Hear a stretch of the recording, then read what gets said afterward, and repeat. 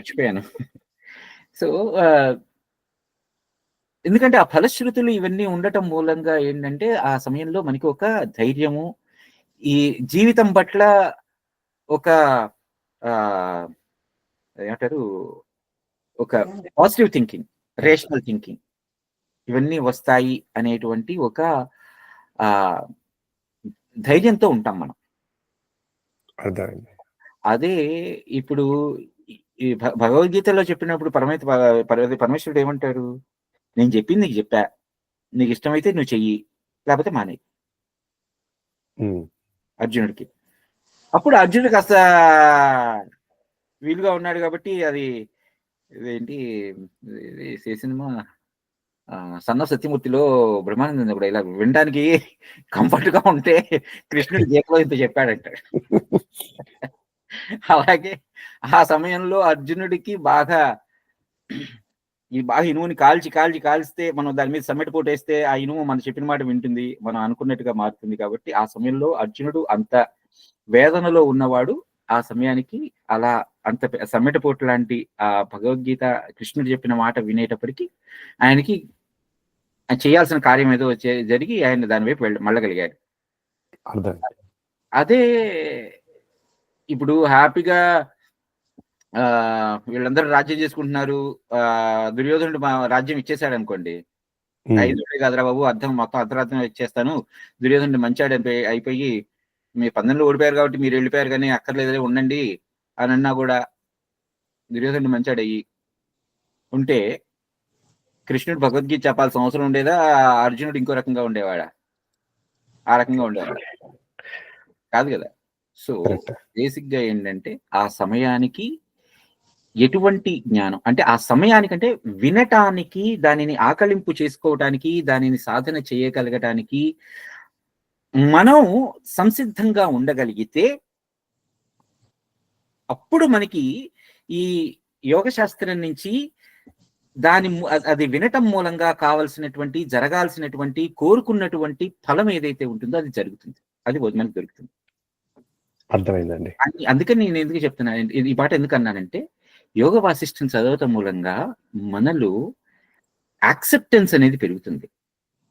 ఏ విషయమైనా కూడా ముందరగానే ఇది నాకు నచ్చదు, ఇది అక్కర్లేదు అనేటువంటి భావన ఉండదు. ఒక సాధకుడికి కావాల్సింది ఏంటయ్యా అంటే ఆ సమయానికి ఏం జరుగుతుందో దాన్ని అంగీకరించగలిగేటువంటి ఒక మానసికమైనటువంటి శక్తి. ఆ శక్తి మనకి కలుగుతుంది. అలానే ధైర్యం కలుగుతుంది. చిన్న చిన్న విషయాలకే భయపడిపోకుండా ఇది ఎందుకు ఇలా అయిపోయింది నాకు అనేటువంటి ఒక మానసికంగా ఒక ఉన్మాదమైనటువంటి స్థితిలోకి వెళ్ళిపోకుండా మనల్ని నిలబెట్టగలుగుతుంది, మనల్ని నడిపించగలుగుతుంది. ఇది దానికి సంబంధించి ఇది. సో మనం ఇప్పుడు యాక్చువల్గా లాస్ట్ వారం వైరాగ్య ప్రకరణంలో రాముల వారు వశిష్ఠ మహర్షికి తన గోడు చెప్పుకుంటున్నారు. తను ఎందుకు ఇలా ఉన్నారు అనేటువంటి ఒక ఆలోచన ఆయనకి ఎందుకు అంత మానసికమైనటువంటి అచేతనావస్థలోకి ఎందుకు వెళ్ళిపోయారు అంటే ఏం చేయాలో ఆయనకు అర్థం కావట్లా. నేనేం చేయగలిగితే నన్ను నేను ఈ స్థితి నుంచి బయటపడగలను. ఎందుకంటే ఆయన చూసొచ్చినటువంటి ప్రపంచం కానీ, ఆ ప్రపంచంలో ఉన్నటువంటి కష్టాలు కానీ, ఆ కష్టాల ద్వారా ఆయన ఆకలింపు చేసుకున్నటువంటి ఆ జ్ఞానం ఏదైతే ఉందో ఆ జ్ఞానం మూలంగా ఆయన ఎటువంటి పరిస్థితిలోకి వెళ్ళిపోయారో ఆ పరిస్థితిని మనం రాముల వారు వశిష్ఠ మహర్షికి చెప్తుండగా వింటున్నాం. అందులో ఆయన తన యొక్క పరిస్థితికి కారకమైనటువంటి అనేకమైనటువంటి విషయాలను వర్ణిస్తున్నారు. ఇప్పుడు బాల్యావస్థ మూలంగా ఎలా ఉంటుంది, యవ్వనావస్థ మూలంగా ఎలా ఉంటుంది, లేకపోతే జరాజుగుప్స వర్ణనం అంటారు. అంటే ముసలితనం మూలంగా ఎటువంటి రోగాలు వస్తాయి, ఆ రోగాలకు తట్టుకుని ఈ శరీరం ఎలా నిలబడగలుగుతుంది, లేకపోతే ఎలా దస్సిపోతుంది, ఇవన్నీ కూడా మనకి చెప్తున్నారు. తర్వాత ఈ లక్ష్మీ నిరాకరణ వర్ణనం అంటారు. ధనం ఏ ధనం, ఎటువంటిది ధనం అనేది, దానిని ఎందుకు ఆయన తృణీకరిస్తున్నారు అని ఇదంతా కూడా మనం క్రితం వారం చెప్పుకుంటున్నాం. ఈ వారం కూడా రాముల వారే ఇంకా తన యొక్క అనేకమైనటువంటి విషయాలను వర్ణిస్తున్నారు. అందులో ముఖ్యంగా చెప్పింది కాలం గురించి. దీన్ని కాలాపవాద వర్ణనం అని, తర్వాత ఇంకా ఈ దైవ దుర్విలాస వర్ణనం అని, ఇలా రకరకాలైనటువంటి వర్ణాలు చెప్తున్నారు. ఫస్ట్ ఆఫ్ ఆల్ కాలం గురించి చెప్తున్నారు. కాలం అంటే ఏంటి? మన దృష్టిలో కాలం అంటే ఏంటి? కొన్ని నిమిషాల, కొన్ని గంటల, కొన్ని రోజుల, కొన్ని ఋతువుల, కొన్ని సంవత్సరాల, కొన్ని యుగాల, కొన్ని కల్పాల? అసలు కాలం అనేది ఎక్కడ ప్రారంభమైంది? అసలు కాలం అనేది ఉన్నదా, లేదా అది ఊహ? ఒక ఫిక్టీషియస్ ఎలిమెంట్ కాలం అనేది అని ఎవరైనా అనగలరా? కాలం అనేది నిజంగా ఉన్నదా? కాలం అనేది ఎక్కడైనా, ఎవరైనా చెప్పండి, రమణి గారు కానీ, మోహిని గారు కానీ, కాలం కానీ, పాపయ్య నువ్వన్నా, కాలం అనేది ఎక్కడైనా ఉన్నదా?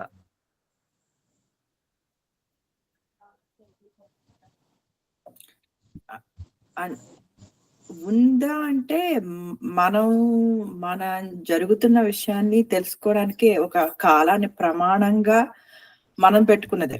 నిమిషం ఇంతే ఉండాలి, సెకండ్ ఇంతే ఉండాలి అనేది కూడా మనం నిర్ణయించిందే కదా. అంతే.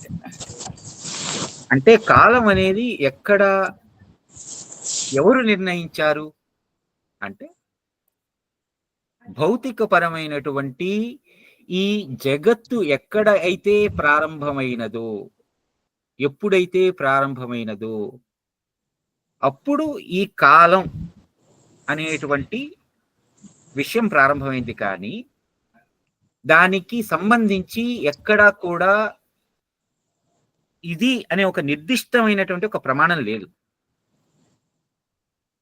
అంతే కదా. ఇప్పుడు మన అవసరం కోసం మనల్ని, ఇప్పుడు మన జీవితంలో జరుగుతున్నటువంటి అనేకమైనటువంటి పరిణామాలు ఏవైతే ఉన్నాయో, ఆ పరిణామాలకి సంబంధించి ఒక రిఫరెన్స్ ఇచ్చుకోవటం కోసం, ఇప్పుడు ఒక పిల్లవాడి, ఒక శిశువుగా పుట్టాం. శిశువుగా పుట్టినటువంటి మనం మన శరీరంలో జరిగినటువంటి అనేకమైనటువంటి మార్పుల ద్వారా ఈ శరీరం ఎదగటం, ఈ శరీరం ఎదగటం మూలంగా ఆ శరీరంలో రకరకాలైనటువంటి చర్యలకు మూలంగా, ఇప్పుడు ఈ యవ్వనావస్థలో కలిగేటువంటి కోరికలే కానీ, లేకపోతే జరావస్థలో ఉన్నప్పుడు కలిగేటువంటి భావనలే కానీ, నేను చెయ్యలేనేమో అనేటువంటి ఒక భయం కానీ, ఇవన్నీ కూడా మనకి ఆ శరీరంలో పరంగా ఉన్నటువంటి అవస్థల మూలంగా ఏర్పడినవే తప్ప, ఈ జర, లేకపోతే ఈ బాల్యము, ఈ కౌమార్యము, లేకపోతే యవ్వనము, ఇలాంటి అవస్థలు అనేవి మనకి మనం ఇచ్చుకున్నటువంటి ఒక రిఫరెన్సెస్. అంతకు మించి మనకి ఏమైనా ఉందా? ఇప్పుడు కాలం ఎక్కడ ప్రారంభమైనది అనేది ఎవరు చెప్పగలరు? అరే ఇదిగో ఇది నిమిషం, లేకపోతే 4,32,000 సంవత్సరాలు కలియుగం, 8,64,000 సంవత్సరాలు ద్వాపర యుగం, 12,96,000 సంవత్సరాలు త్రేతాయుగం, దానికన్నా ఇంకో 4,32,000 సంవత్సరాలు ఉంటే, అంటే 17 లక్షల సంథింగ్ వెళ్తే సత్యయుగం. మళ్ళీ ఈ 4 యుగాలని కలుపుకుంటే మహాయుగం, 43,22,000 సంవత్సరాలు అనుకుంటే. అంటే ఈ మహాయుగం, ఇలాంటి మహాయుగాలు 71 మహాయుగాలు కలిస్తే ఒక మన్వంతరం, ఇలాంటి 14 మన్వంతరాలు కలిస్తే ఒక కల్పం. ఈ కల్పం బ్రహ్మగారికి ఒక రోజు, ఆ బ్రహ్మగారికి మళ్ళీ 100 సంవత్సరాలు, ఆ 100 సంవత్సరాల తర్వాత ఆ బ్రహ్మగారు వెళ్ళిపోతారు. ఇలా రకరకాలైనటువంటి ఈ వివరణలు ఏవైతే ఉన్నాయో కాలం గురించి, ఈ కాలం గురించిన వివరణలన్నీ కూడా మనకి కేవలం ఒక రిఫరెన్స్ మనకి మనం ఇచ్చుకోవటం కోసం, నిన్న, మొన్న, ఆవల మొన్న, లేకపోతే రేపు, ఎల్లుండి, అవతల ఎల్లుండి ఇలాగా మనం చెప్పుకోవటం కోసం మాత్రమే కాలం అనేది నిర్ణయించబడింది కానీ ఎక్కడైనా వేరేదేదైనా ఉందా? ఫిజికల్ గా కాలం అనేది ఎగ్జిస్ట్ అవుతుందా? ఈ జగత్తు అనేదే ఫిజికల్ గా ఎగ్జిస్టెన్స్ లేనిది. అటువంటిప్పుడు కాలం అనేది ఎక్కడ ఉంటుంది? ఈ కాలం గురించి నేను ఎందుకు వేడవాలి, ఎందుకు బాధపడాలి, ఎందుకు ఆనందించాలి? ఇప్పుడు ఒక వసంత ఋతువు రాగానే చెట్లన్నీ చక్కగా పూలు పూస్తాయి, పళ్ళు కాస్తాయి గ్రీష్మ ఋతువులో. అదే వర్ష ఋతువులో మళ్ళీ వానలు పడతాయి, చక్కగా మళ్ళీ కొండలన్నీ చిగురిస్తాయి. ఇలా రకరకాలైనటువంటి ఆ ఈ ఋతువర్ణన కానీ లేకపోతే కాల నిర్ణయం కానీ అన్నీ కూడా ఆయా సందర్భాలలో ఆయా పరిస్థితుల మూలంగా మనం చెప్పగలిగిందే తప్ప అవి ఆ సందర్భాల ముందర నుంచి ఉన్నాయి, వాటికి ఆ పేర్లు మనం పెట్టుకున్నాం.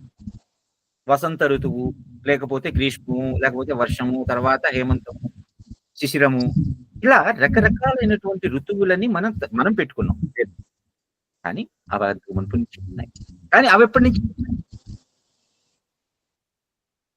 అంతకంటే అంతకు మునుపు కూడా ఎక్కడో ఇవి ఎగ్జిస్టెన్స్ లేదు.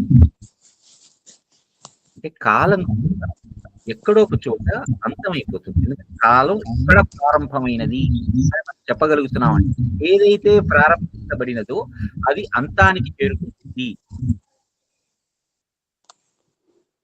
అంతే కదా. ఇప్పుడు ఆది అనేది అంతం అనేది డెఫినెట్ గా ఉండి తీరాలి. లేకపోతే దానికి అంతం ఆది అనేది ఎక్కడ చెప్తాం మనం? ఎక్కడ ప్రారంభమైందని చెప్తాం? అంటే ఆది అంతం ఉన్నాయంటే for ever, it's not ever living. అంటే దానికి అది కూడా ఒక మాయ లాంటి.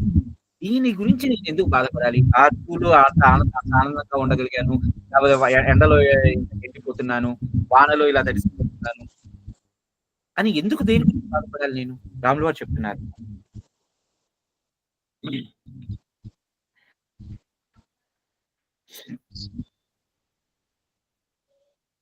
పైగా ఈ వీటి మూలంగా ఈ ఇష్టానిష్టాలు కలుగుతాయి. నాకు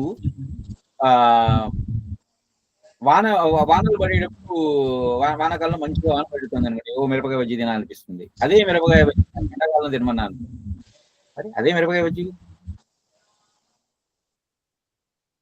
అదే వానాకాలంలో ఎండాకాలంలో మంచి ఐస్ క్రీమ్ తినాలనిపించిన వాడిని వచ్చింది, వానాకాలంలో నాకు దాని మీద అంత సింపుల్ గా. అంటే అదే పదార్థం, అదే రుచి, అదే నేను. కానీ ఏం మారుతుంది? ఆ సమయం, ఆ సందర్భం మారుతుంది. ఇలా సమయా సందర్భాలు బట్టి మారిపోయేటువంటి ఒక విషయం మీద నాకు అదేమైనా స్థిరంగా ఉంటుంది. ఇది రాములు వారు చెప్తారు వశిష్ఠ మహర్షికి. దేని గురించి నేను అత్యంత ఆశపడాలి? పైగా ఆయన అంటే ఏ రమ్యారు గురవో కాలేన వినిపిస్తే గరుడేనేవ పంచాహ. అంటే స్వామి, ఈ పాములు ఈ గరుత్మంతుల వారితో మృంగబడినట్లుగా ఎంతో అందమైనటువంటి విషయాలు, ఎంతో శుభారంభంతో కూడుకున్నటువంటి విషయాలు, ఎంతో మేరు పర్వతం అంత దృఢమైనటువంటి విషయాలు ఏవైతే ఉన్నాయో అవి కూడా ఈ కాలం అంటే ఆ సమయం. అలాంటప్పుడు నేను దీని గురించి నేను పైగా ఈ కాలుడు కాలము అని అనుకుంటున్నామో దాని బారిన పడకవాడు ఎవరు? దానికి అతీత ఎవరు? దాని నుంచి ఒప్పుకొని దానిని సాక్షి మాత్రంగా చూడగలిగిన వాళ్ళు ఎవరు? మనం ఒకవేళ ఈ విషయం నుంచి తప్పు దాన్ని సాక్షి మాత్రంగా చూడగలిగిన వాళ్ళు ఎవరు అంటే మనకి ఎవరు? ఆయన ప్రతి విషయాన్ని కేవలం సాక్షిగా మాట్లాడతారు కానీ ఆ విషయం దానిని అనుభవించారు. రమణ మహర్షి గారు. పైగా రాములు వారు ఏమంటున్నారు స్వామి, ఈ కాలం అనే కాలం ఏదైతే చెప్పబడుతుందో దానికి దేనినైనా నాశనం చేయడం చాలా ఇష్టం. ఇది అందంగా ఇవాళ చూస్తూ రేపటికి ఆ పువ్వు అరే ఇది అందంగా ఉంటుంది, ఆనందంగా ఆనందించామో ఆ ఆనందం రేపటి కల్లా 24 గంటలు గడిచే లోపల ఆ ఆనందం అనేది పోతుంది. అంటే ఇప్పుడు ఆనందంగా ఉంటుంది, ఆ ఆనందం ఇచ్చింది ఏదైతే ఉందో దానిని ఈ కాలం అనేది నాశనం. దేని గురించి నేను గురించి కానీ ఇంకోటి గురించి అత్తయ్య గారు కాస్త హలో మ్యూట్ చేయగలరా ఒకసారి? ఇది డిస్టర్బెన్స్ వస్తుంది. Thank you.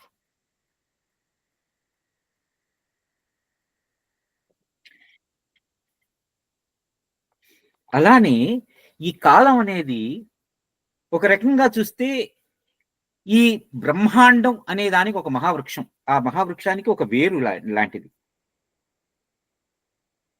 అంటే ఇక్కడ మీకు సాధారణంగా ఇప్పుడు బ్రహ్మదేవుల వారికి అనేకమైన పేర్లు ఉన్నాయి కదా, హిరణ్య గర్భుడను, ఇంకోటను పద్మ సంభవుడను.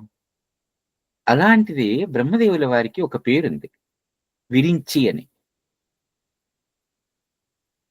ఆ విరించి అనే మాటకు అర్థం ఏమిటి?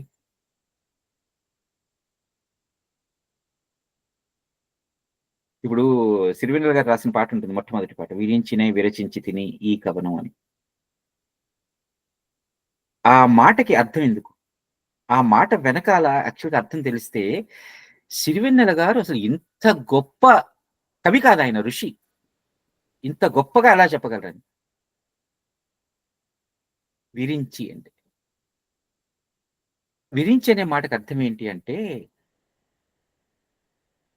తనకున్నటువంటి పూర్వ జ్ఞానంతో కొత్త సృష్టి రచన చేసేవాడు అనేది అర్థం. విరించి అంటే విరించినై విరచించి తిని.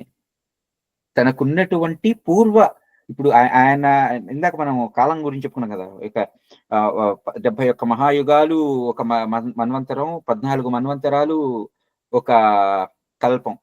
ఒక కల్పం బ్రహ్మదేవుల వారికి ఒక రోజు. ఇది బేసిక్గా ఒక టైం డైలేషన్ కాన్సెప్ట్ అనుకోండి. అయితే ఈ ఈ ఈ ఈ యొక్క కల్పం అయిపోయిన తర్వాత మరొక కల్పం ప్రారంభం అవుతుంది కదా. అంటే ఈ పూర్వకల్పానుభవంతో కొత్త కల్పానికి రచన చేయగలిగే, అంటే కొత్త సృష్టి చేసేటువంటి వారు, అటువంటి వాడిని విరించి అని పిలుస్తారు. విరించి అనే మాటకి అర్థం అది. ఈ విరించి అందుకని మీరు ఒకసారి చూస్తే కనుక ఆ పాటకు అర్థం కూడా విరించినై విరచించి తిని ఈ కవనం. అంటే నా పూర్వం ఉన్నటువంటి నా జ్ఞానం కానీ, నా అనుభవాలు కానీ, నా యొక్క అనుభూతులు కానీ, ఆ అనుభూతుల ద్వారా వచ్చినటువంటి ఆ జ్ఞానం, నేను గ్రహించినటువంటి జ్ఞానం ఏదైతే ఉన్నదో ఆ జ్ఞానం ద్వారా కొత్త రచన చేయబోతున్నాను. అందులో ఆ పాట కళ్ళు లేనివాడు పాడేటువంటి ఆ పాటలో మీరు కనుక ఆలోచించగలిగితే ఆ పాటకి ఇంత అర్థం ఉంటుంది. ఈ పక్కన ముసలాయన అడుగుతాడు, ఈ పాటకు అర్థం ఏమిటి అన్నా. అందులో ఆ తర్వాత నా ఉచ్ఛ్వాసం కవనం, నా నిశ్వాసం గానం. అంటే నేను తీసుకునేటువంటి ఆ జ్ఞానం ఏదైతే ఉందో ఆ జ్ఞానం ద్వారా, ఉచ్ఛ్వాసం అంటే నా ఊపిరి, లోపలికి తీసుకునేటువంటి ఊపిరి. నా నిశ్వాసం అంటే బయటికి వదిలేసేటువంటి ఊపిరి. నేను లోపలికి తీసుకునేటువంటి ఊపిరి అంటే నా జ్ఞానం ఏదైతే ఉందో, నా మస్తిష్కంలోకి నేను ఏదైతే తీసుకుంటున్నానో ఆ జ్ఞానం ద్వారా కొత్త రచన చేయబోతున్నాను, కొత్త రచన చేస్తున్నాను. అది నిశ్వాసం ఇది ఆధ్యాత్మిక పరంగా మనం ఆ మాట్లాడతాం. అందుకని నాకు ఆ సిరివెన్నెల గారి ఆ పాట అంటే మాత్రం భలే ఇష్టం. ఎంత గొప్ప రచన అనిపిస్తుంది. సరే, ఈ కాలుడు అనేవాడు ఈ శరీరం ఈ కాలం అనేది ఏదైతే ఉందో అది ఒక వస్తువుతో ఐక్యమైపోయినటువంటి ఒక జీవుడిని, అంటే ఈ శరీరమే నేను అని భావించేటువంటి ఆ జీవుడు ఎవరైతే ఉన్నారో వాడిని ఆ శరీరం నుంచి వేరు చేసి, మృత్యువు ద్వారా వేరు చేసి, వాడికి నువ్వు ఈ శరీరం కాదు అనేటువంటి ఒక జ్ఞానాన్ని కలిగిస్తుంది. ఒక రకంగా చూడాలంటే ఈ కాలం అనేది నాశనం చేస్తుంది. అంటే ఒక నెగిటివ్ వ్యూలో చూస్తే అలా ఉంటుంది, కానీ దాని ఆధ్యాత్మిక పరంగా చూస్తే ఈ శరీర పరంగా ఉన్నటువంటి ఈ దేహాత్మ భావన ఏదైతే ఉందో, ఈ దేహమే నేను అనేటువంటి భావన ఏదైతే ఉందో దాని నుంచి విడగొట్టేసి మనల్ని, ఒరే నువ్వు ఇది కాదురా, నువ్వు ఇంకొకటి, ఆ ఇంకొకటి నువ్వు వెతుక్కో, ఏంటో నువ్వేంటో తెలుసుకో.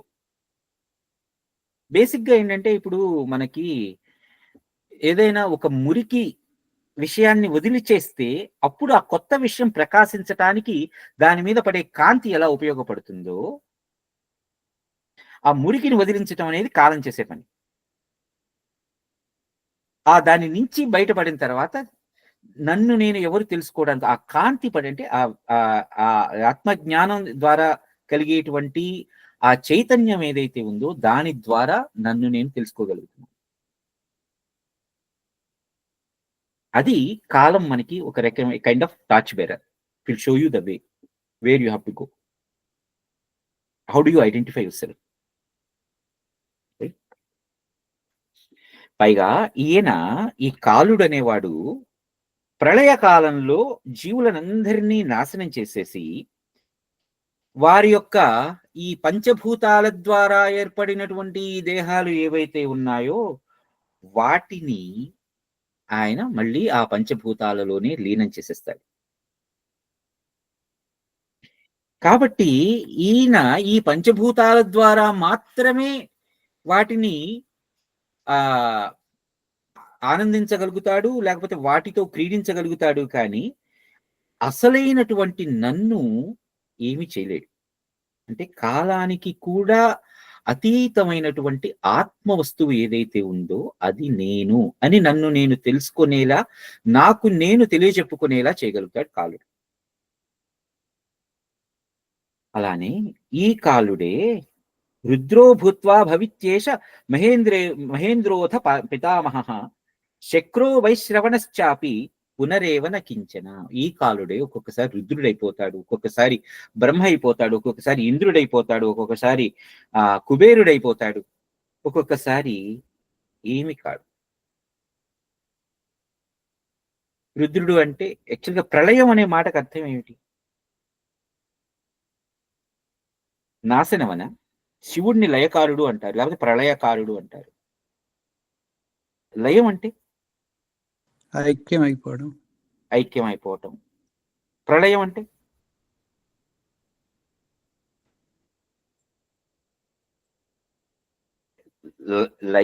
లయం ప్రకృష్టంగా అయిపోతే అది ప్రళయం. ప్రకృష్టంగా అంటే ఉన్నతంగా.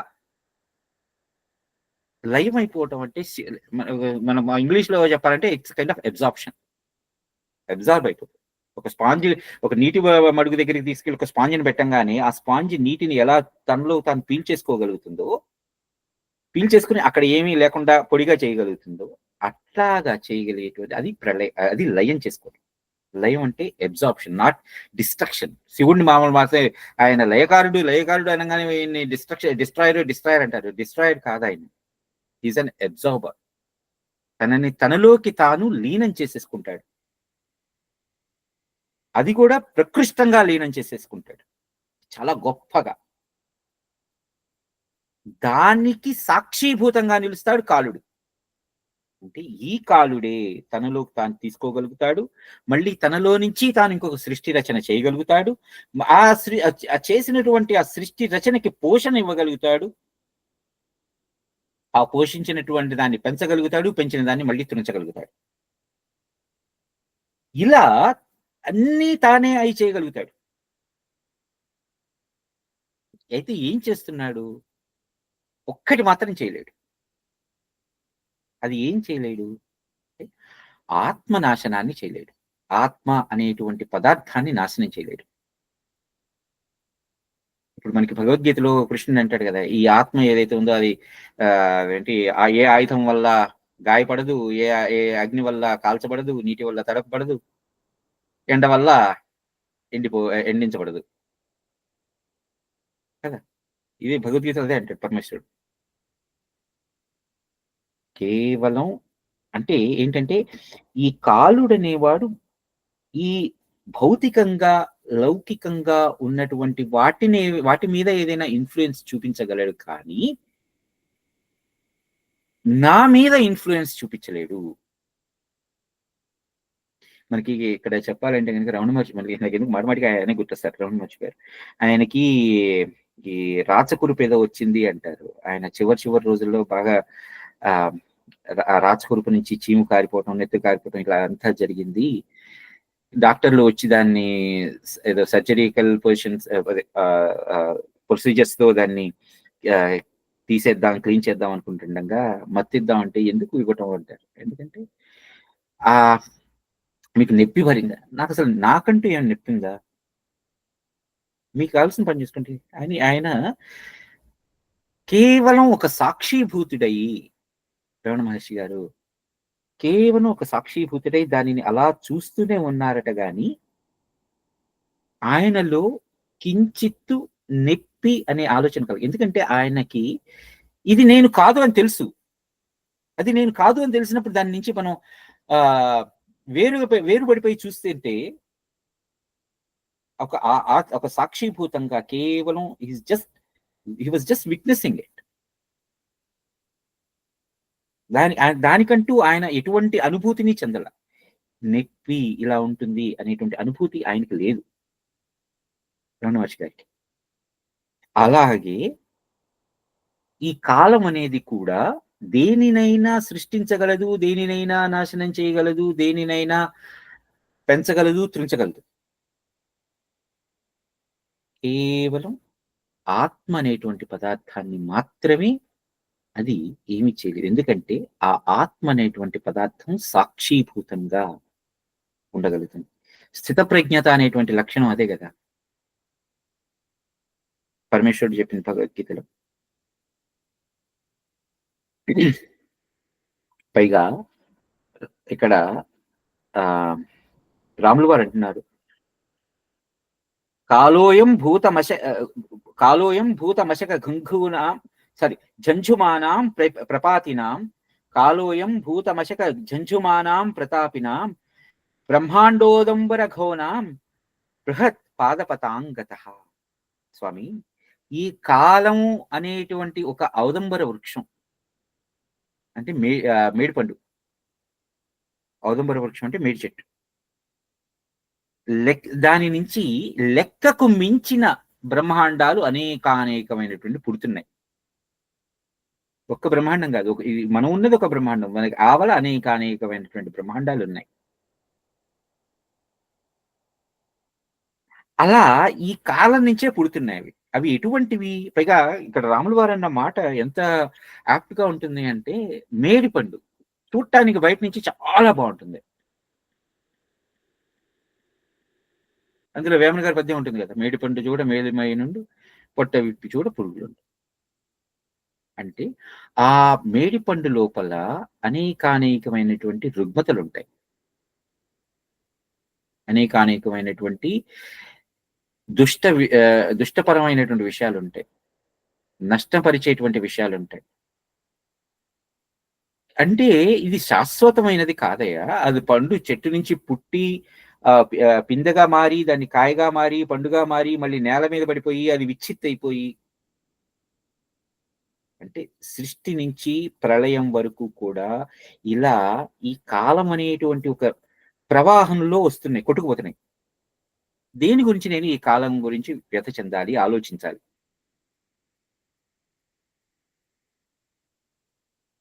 పైగా ఆయన ఏమంటారు, ఈ కాలం అనేది ఏదైనా ఇప్పుడు ఒక బ్రహ్మాండం దాన్ని మంచిగా ఉత్పత్తి అయింది, మంచిగా ఎదుగుతోంది అని అంటే దాన్ని ఏమైనా శాశ్వతంగా అట్టిపెట్టేస్తాడా? నఖిజ్యతే నాద్రియతే నాయాతి నచ గచ్చతి నాస్తమేతి నచోదేతి మహాకల్ప శతైరపి.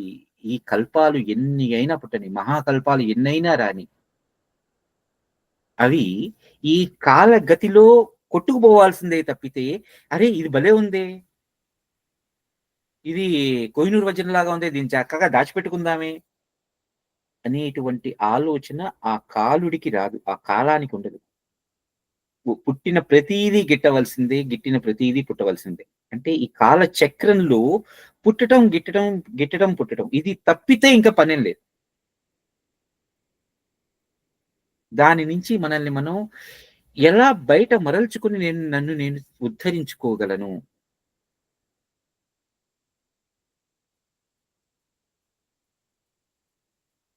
పైగా రాములు వారు అంటున్నారు ఇక్కడ ఈ కాల విలాసం చెప్తున్నారు. ఇది కాల విలాస వర్ణనం అంటారు. ఈ కాల విలాసం ఏంటి అంటే, స్వామి, ఈ కాలుని యొక్క లీల అద్భుతంగా ఉంటుంది. ఆ కాలుడు యొక్క పరాక్రమం అచింత్యం, ఊహించలేం మనం. పైగా ఈ కాలుడు అనేవాడు పరబ్రహ్మం అనేటువంటి రాజుకి, మాయ అనేటువంటి ఆ రాణి గారికి పుట్టినటువంటి సంతానం. అంటే ఒక ఊహ అనమాట. అది కాలం అనేది ఏమిటి అంటే, ఈ జ్యోతి స్వరూపంగా వెలుగొందిపోయేటువంటి, ఆత్మస్వరూపంగా వెలుగొందిపోయేటువంటి ఒక మహారాజు గారు, ఆ మహారాజు గారి యొక్క పట్టమహిషి అంటే ఆ మాయ, అంటే ఆ మహారాజు గారి ద్వారా, ఆ ఆ దంపతుల ద్వారా, అంటే పరబ్రహ్మం యొక్క మాయ ద్వారా ఈ కాలం అనేది మనకి డెసిగ్నేట్ చేయబడుతుంది. తప్పితే ఈ కాలం అనే దానికి ఎగ్జిస్టెన్స్ లేదు. నువ్వు పెట్టుకుంటుంటే ఓకే ఫైన్, కానీ కాలం అనేది ఒక ఫిజికల్ ఎగ్జిస్టెన్స్ లేనిది. ఎందుకంటే ఈ జగత్తుకే ఫిజికల్ ఎగ్జిస్టెన్స్ లేదు. మరి మనం చూడగలుగుతున్నాం, దాన్ని అనుభవించగలుగుతున్నాం, దాన్ని మనం పొందగలుగుతున్నాం. ఈ ప్రశ్నలు రావచ్చు మనకి. ఇదేంటండి ఇప్పుడు నా ఎదురుగుండా కనిపిస్తున్నది వస్తువు, దాన్ని లేదు అని ఎలా చెప్పగలుగుతాం? దాన్ని నేను పట్టుకోగలుగుతున్నాను, అది చల్లగా ఉందో వేడిగా ఉందో దాన్ని అనుభవించగలుగుతున్నాను, దాని యొక్క వాసన ఎలా ఉందో దాన్ని ఆఘ్రానించగలుగుతున్నాను, రైట్? దాని యొక్క ఆకారాన్ని ఎటువంటి ఆకారంలో ఉందో దాన్ని చూడగలుగుతున్నాను. మరి ఇన్ని వస్తువులు ఇంతగా నాకు కనిపిస్తున్నప్పుడు అది లేనిది అని ఎలా చెప్పగలుగుతున్నాను? ఈ ప్రశ్నకు సమాధానం మనం ముందర చూద్దాం, ఇక్కడే వద్దు. ఎందుకంటే ఆలోచించండి, మనం ప్రస్తుతానికి ఇక్కడ ఆలోచన వరకే ఆగుదాం మనకి. ఎందుకంటే ఇట్లాంటి ఆలోచనలు మనకి చాలా వస్తాయి ఈ గమనంలో. అందుకోసమని ఈ ప్రశ్నలన్నీ కూడా మీరు ఎక్కడైనా రాసుకోండి పోని. ఎందుకంటే ఈ ప్రశ్నలు మనకి ఆ సమయంలో వచ్చి వెళ్ళిపోతే ఇంకా తర్వాత మనం దానికి సమాధానం మనకి మనం చెప్పుకోగలిగితే కరెక్టే, కానీ చెప్పుకోలేకపోతే దానికి సమాధానం మనకి వశిష్ఠ మహర్షి ద్వారా వస్తుంది. దాన్ని మనం అప్పటికప్పుడు రికగ్నైజ్ చేసుకుని, అరే ఆ రోజు నాకు ఇదే ప్రశ్నకి సమాధానం వచ్చింది కదా, ఇదే ప్రశ్న ఉదయించింది కదా, ఈ ప్రశ్నకి ఇది సమాధానం అని మనల్ని మనం రూఢిపరచుకోగలం. అందుకోసం మీరు ఎక్కడైనా సరే ఒక పుస్తకం, పెన్ను పెట్టుకోండి, లేకపోతే మీ ల్యాప్టాప్ లోనో, మీ ఐఫోన్ లోనో, లేకపోతే మామూలు ఫోన్ లోనో ఎక్కడైనా సరే దాన్ని నోట్ చేసుకోండి.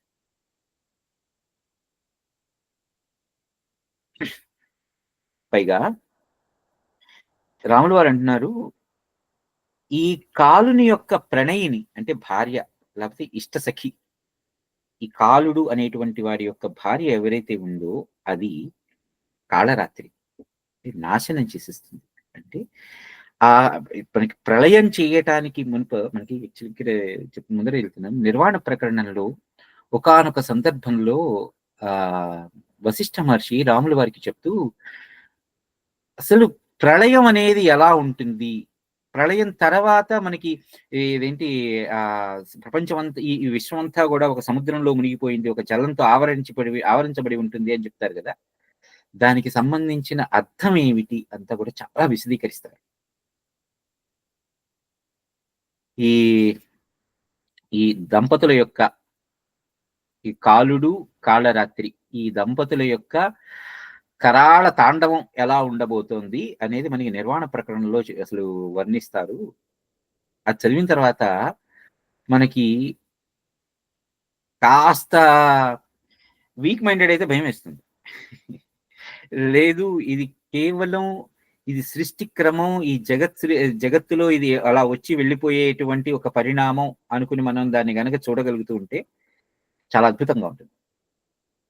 కాబట్టి మనం అక్కడ చూస్తాం. రాములు వారు ఇక్కడ మాట అనేస్తారు అంతే, కానీ అక్కడ విశదీకరిస్తున్నప్పుడు మనకి చాలా అంటే రాబోయే ప్రకరణాలలో చాలా విషయాలు మనకి వశిష్ఠ మహర్షి చెప్తూ ఉంటారు. పైగా ఏమంటారంటే ఈ ఇద్దరు దంపతులు కూర్చుని మనకి ఈ సృష్టి దాని యొక్క సంహారం, అందుకని ఆది దంపతులు అంటారు కదా పరమేశ్వరుడు నేను అమ్మవారిని. ఎందుకంటే ఈ దంపతుల ద్వారా సృష్టి జరుగుతుంది, ఈ దంపతుల ద్వారా లయము అవుతుంది. అందుకని వాళ్ళిద్దరూ ఆది దంపతులు. పైగా ఈ కాలుడు లోకాలను సృష్టిస్తున్నాడు, సంహరించేస్తున్నాడు. ఈతడిని దైవం అని కొన్ని చోట్ల, లేకపోతే కాలం అని కొన్ని సందర్భాలలో ఈ అవస్థాభేదాల చేత చెప్పబడుతున్నారు. అంటే ఆ సమయంలో ఆ పరిస్థితులలో మనం ఉన్నటువంటి మానసిక చేతన ఏదైతే ఉందో దానిని అవస్థ అంటారు. మన యొక్క మానసిక పరిస్థితి ఏదైతే ఉందో దాన్ని అవస్థ. అది కూడా మనకి ఒకే విషయం ఒక సందర్భంలో నచ్చచ్చు, ఒక విషయం ఒకళ్ళకి ఆ సందర్భంలో నచ్చచ్చు, ఆ సందర్భంలో నచ్చకపోవచ్చు. ఇక్కడ మీరు అతడు సినిమా చూస్తే ఒక చాలా గొప్ప డైలాగ్ ఒకటి ఉంటుంది. అందులో హీరో హీరోయిన్లు ఇద్దరు, అమ్మాయి త్రిష వచ్చి మహేష్ బాబుని అడుగుతూ ఉంటుంది, ఎందుకు నేను నచ్చట్లేదు అని అంటాడు అక్కడ చందమామ చూసావా, నీకు ఆ చందమామను చూస్తే నీకు ఆ చందమామ వెలుతురు, ఆ చందమామ నుంచి వచ్చే కాంతి, ఆ పున్నమి వెన్నెల నీకు ఎంతో ఆనందంగా వస్తుంది, నువ్వు ఆనందించగలుగుతావు. కానీ నేను ఉన్నటువంటి పరిస్థితిలో ఆ వెన్నెల్ని నేను ఆనందించలేకపోతున్నాను. అంటే వెన్నెల అందరి మీద ఒకే రకంగా పడుతుంది, కానీ ఆ పడే చోట దానిని అనుభవించే రీతిలో తేడా ఉండటం మూలంగా ఒకళ్ళకి ఆనందంగా ఉండొచ్చు, ఒకళ్ళకి అది దుఃఖభరితం కావచ్చు. ఇందుకు రామాయణంలోనే ఉంటుంది. రామాయణంలో మనకి కిష్కింధ కాండలో సుగ్రీవుల వారిని రాజుని చేసేస్తారు. రాముల వారు అక్కడ తర్వాత ఋషిముఖ మీద ఎక్కడో గుహలో కూర్చుని ఉంటారు. సుగ్రీవుల వారు తను ఇచ్చినటువంటి వాగ్దానాన్ని మర్చిపోయి రోజులు గడిచిపోతూ ఉంటాయి. ఆయన తన కార్యకలాపాల్లో అంటే ఒక రకమైనటువంటి ఈ మందు కొట్టడం ఇలాంటి ఆనందంలో ఉండిపోతాడు. ఈ మదిరాపానంలో ఉండిపోతాడు. తను రాముల వారికి ఇచ్చినటువంటి మాట మర్చిపోతాడు. సరే, ఈ లోపల వానలు తగ్గి ఆ కొండల మీద చక్కటి చిగుళ్ళు వస్తాయి, కొన్ని చక్కటి పూలు విరిగిపోస్తూ ఉంటాయి. ఆ సమయంలో రాముల వారు ఒక రకమైనటువంటి బాధతో ఏడ్చేస్తారు. అది విరహ బాధ. సీతమ్మ వారు నా పక్కన లేదే ఈ సమయంలో అనేటువంటి ఒక విరహ బాధతో ఆయన మున్నీరుగా ఏడుస్తారు. అయితే అదే రాముల వారు అదే సీతమ్మ వారు పక్కన ఉండంగా ఆ 13 ఏళ్లలో కూడా ఎంతో ఆనందిస్తారు. ఆ చిత్రకూటం దగ్గరే కానీ, లేకపోతే పంచవటి దగ్గర కానీ చాలా అక్కడ కొన్ని వర్ణనలు ఉంటాయి. కిష్కింధ కాండలో చెప్పినటువంటి ఈ ఋతు వర్ణన ఏదైతే ఉందో ఆ ఋతు వర్ణనలో రాముల వారి యొక్క విరహ బాధ ఉంటుంది. అంటే మరి అంతకు మునుపు అదే ఋతువర్ణన ఉంటుంది. అందులో సీతమ్మ వారితో కలిసి ఉన్నప్పుడు ఆయన యొక్క ఆనందమైనటువంటి స్థితి వర్ణిస్తారు అరణ్యకాండలో. కిష్కింధ కాండలో వచ్చేటప్పటికి ఈ ఋతువర్ణన ఇలా ఉండి రాముల వారి యొక్క విరహ వేదన వర్ణిస్తారు. అంటే కాలం మారలా, కానీ ఆ కాలాన్ని అనుభవించేటువంటి మానసికమైనటువంటి దృష్టి మారిపోయింది. అలాంటప్పుడు ఈ అవస్థాత్రయం ఏదైతే ఉందో దాని మూలంగా ఆయన మారిపోతూ ఉంటారు. దాన్ని ఆనందించచ్చా, ఆనందించలేదా? ఇది ఎవరు దాన్ని కలిగిస్తున్నారు? ఆ ఋతుపరంగా వచ్చేటువంటి పూలు పూయటం గాని, కాయలు కాయటం గాని, పంటలు పండటం గాని, అది పళ్ళు కావటం గాని, ఇవన్నీ కూడా మామూలుగానే ఉన్నాయి. కానీ కాలం దాన్ని ఎలా ఇన్‌ఫ్లూయెన్స్ చేసింది చూసేవాడిని, అనుభవించేవాడిని. అలాంటప్పుడు నేను ఈ కాలం గురించి ఎందుకు ఆలోచించాలి? రాములు గారు అడుగుతున్నారు. పైగా కొన్ని కొన్ని సార్లు దైవం అనిపిస్తుంది. కొన్ని కొన్ని సార్లు ఈ కాలుడు తను చేసేటువంటి మృత్యుకైడి అనిపిస్తుంది. దైవం అని ఎందుకు అనిపించింది? అప్పుడు ఎంత బాగుంది, ఈ చెట్టు ఎంత బాగా పూచింది అంటే అది దైవం అనిపించింది. అంటే ఒక పాజిటివ్ వైబ్రేషన్ కనిపించింది. కాలం గడిచే కొద్దీ, పరిస్థితి మారే కొద్దీ అదే అదే విషయం మనసుకి చాలా గాయపరిచేదైపోయింది. పైగా రాముల వారు అంటున్నారు ఇక్కడ వశిష్ఠ మహర్షితో, స్వామి ఈ కాలుడు ఎవరైతే ఉన్నారో ఒక్కొక్కసారి చాలా ఇష్టమైన వాళ్ళ కనిపించేస్తాడు. పరమ అనురాగి వలె కనిపిస్తాడు. అంటే చాలా ఇష్టంగా కనిపిస్తాడు. నాకు చాలా క్లోజ్ అన్నట్టు అనిపిస్తాడు. నా బెస్ట్ ఫ్రెండ్ అనిపిస్తాడు. వాడే నాకు కొన్నిసార్లు ఇంతకు మించిన శత్రుత్వం లేనివాడు వీడు నాతో. నాకు వీడు పరమ శత్రువు అనిపిస్తాడు.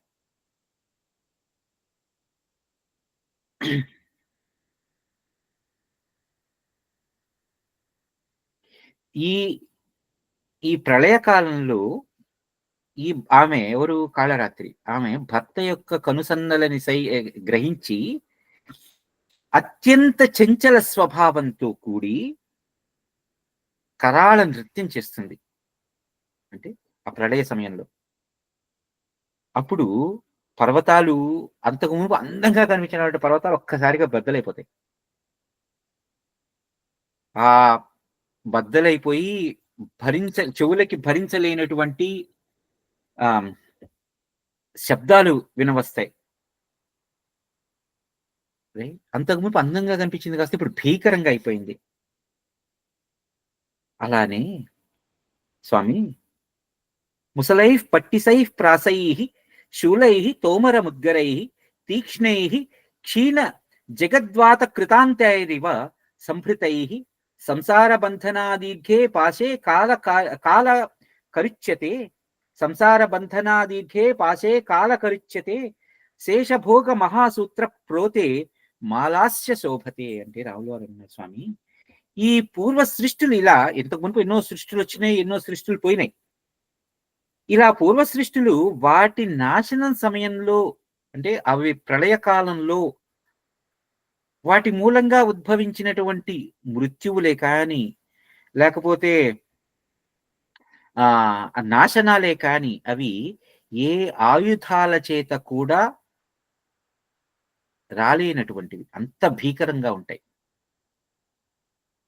ముసలై అంటే ముసలాలు, యుద్ధాలలో వాడేటువంటి కొన్ని ఆయుధాలు ఇవి. ముసలాలు, పట్టిసాలు, తర్వాత ప్రాసాలు, శూలాలు, తోమరాలు, ముద్గరాలు, ఇటువంటివన్నీ కూడా యుద్ధాలలో వాడేటువంటి ఆయుధాలతో. ఈ ఆయుధాలతో కొట్టి చంపేసినా కూడా ఆ మృత్యువు ప్రళయకాలంలో సంభవించేటువంటి మృత్యువు కన్నా కూడా చాలా తేలికైనటువంటి మృత్యువు అది. చాలా తేలిగ్గా చనిపోతారు. అదే ప్రళయకాలంలో సంభవించేటువంటి మృత్యువు కరాళమైనటువంటిది, భరించలేనటువంటిది ఆ మృత్యువు. అటువంటి కరాళమైనటువంటిది, అటువంటి భయంకరమైనటువంటిది, భీకరమైనటువంటి ఇంతటి మృత్యు క్రీడ సలిపేటువంటి కాలుడి గురించి నేను ఎందుకు ఆలోచించాలి? జరగదు, ఆపలేను నేను. దానికి అప్పుడు లొంగిపోవడమే బెటర్ కదా. స్వామి నువ్వు వెళ్ళిపో. ఇప్పుడు మనకి అలొచ్చినప్పుడు తలంచుకెళ్ళాలంటారు. దానికి ఎదురు నిలబడ్డామంటే మన తలతో సహా తీసుకెళ్ళిపోతుంది. అలా కాకుండా అలొచ్చినప్పుడు దానికి కాస్త తలొంచి తలొగ్గి ఉంటే ఆ అల మన పై నుంచి మన మీద నుంచి వెళ్ళిపోతుంది. దానికి ఎదురు నిలబడకుండా. ఇలా ఆ కాలానికి ఒగ్గి నేను నిలబడాలి. ఇలా ఒగ్గి నిలబడి నేను దాన్ని గురించి నేను ఆలోచించి, దాని గురించి భయపడి, దాని గురించి ఏదో మానసికమైన క్షోభ పడిపోవటం మూలంగా నాకు ఏదైనా వీసమెత్తు లాభం ఉందా? లేనప్పుడు దాని గురించి నేను ఎందుకు ఆలోచించాలి? ప్రతిదానికి రాములు వారి ఆలోచన ఏంటంటే, ఏదైతే లేదో దాని గురించి నేను ఎందుకు అనుభూతిని చెందాలి? దాని గురించి నేను ఎందుకు ఆలోచించాలి? దాని గురించి ఎందుకు ఆక్రందనని అనుభవించాలి? ఆక్రందించాలి.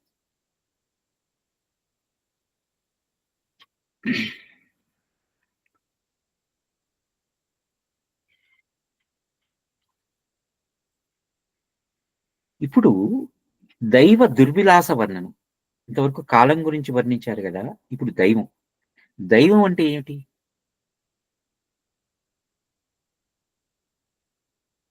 దైవం అనగా ఈ మాటకి సంస్కృతంలో వ్యుత్పత్తి ఏంటి?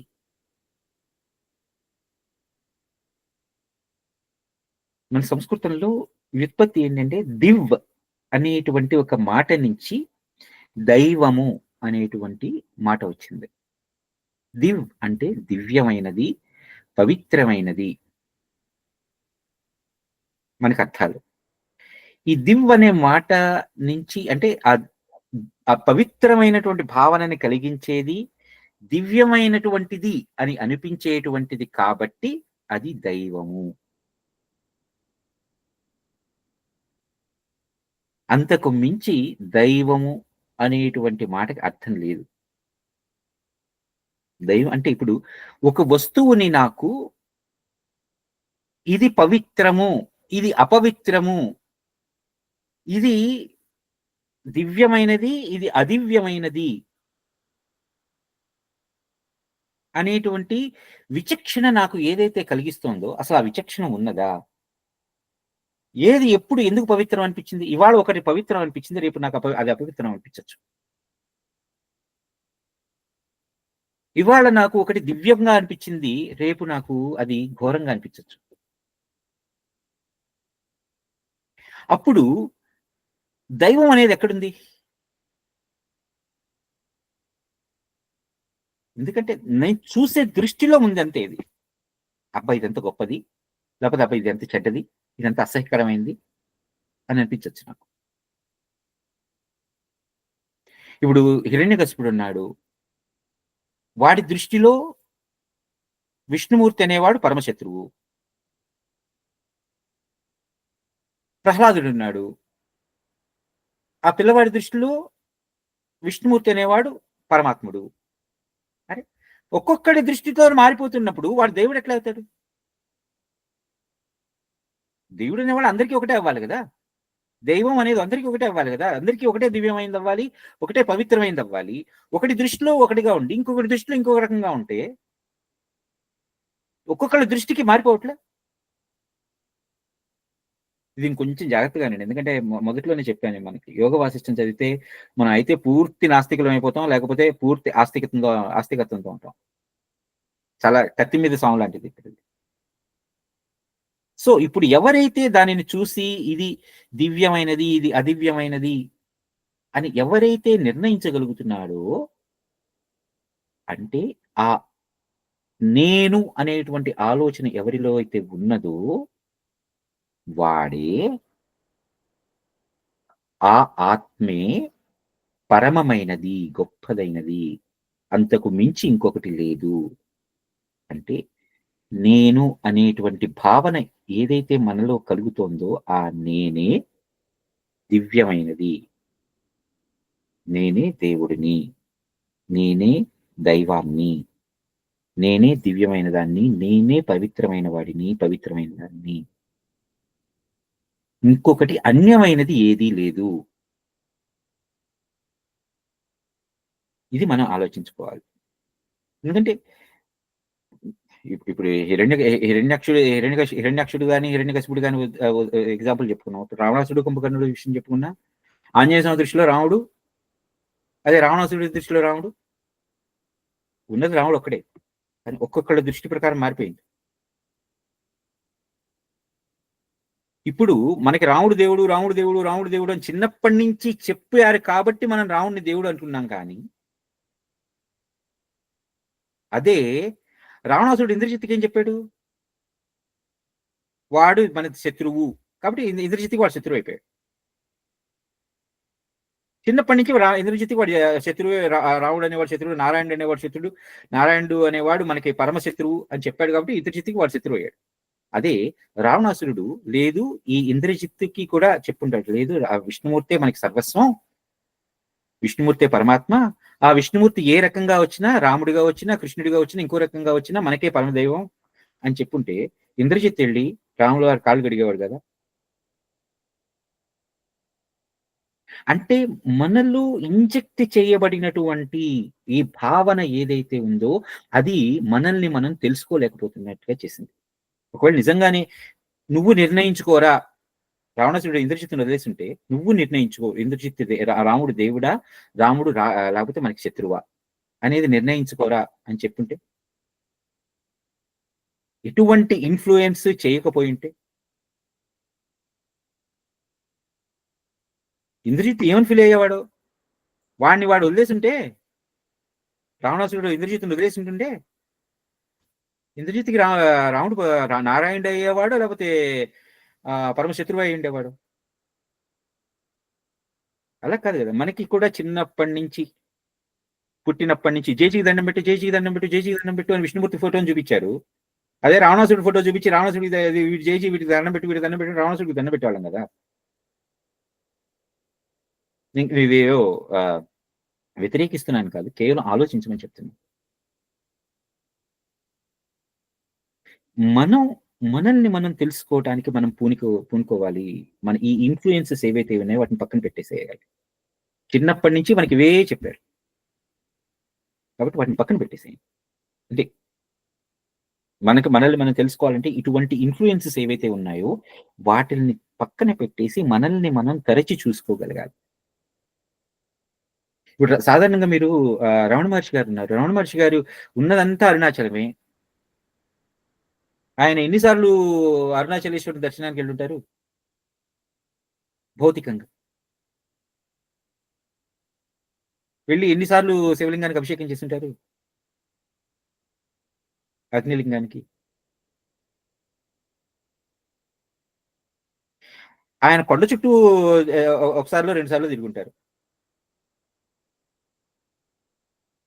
ఆలయానికి కూడా వెళ్ళింటే ఒకసారి 2 సార్లు వెళ్ళింటారు. పక్కనే ఉన్న ఆలయానికి ఆయన ఎప్పుడు వెళ్ళారు. ఎందుకోసం అంటే ఆయనకి తనకి ఆ అరుణాచలేశ్వరుడు అని ఎవరికైతే చెప్పబడుతున్నారో ఆయనకి అభేద్యాన్ని చూశారు. భేదం లేదు. ఆయన ఎక్కడ తేడాన్ని గమనించల. ఆ తేడాన్ని గమనించక ఎక్కడికి వెళ్ళాలి, ఎక్కడ కనిపిస్తే, ఎక్కడన్నా నేనే కనిపిస్తున్నాను, నేను అనే భావన కనిపించింది. ఆ భావనతో ఆయన అన్ని చోట్ల ఆయనే చూశారు కాబట్టి, తనని తానే చూసుకున్నారు కాబట్టి ఎక్కడికి వెళ్ళాలి అనేటువంటి ఆలోచనతో ఉన్నారు. మనం ఆ స్థితికి చేరుకోవాలంటే అంత సాధన మనం చేయగలగాలి. ఆ సాధనకి పూనుకోవటానికి కావాల్సినటువంటి ఆ ఊతం మనకి వశిష్ఠ మహర్షి రాబోయే రోజుల్లో ఇవ్వబోతున్నారు.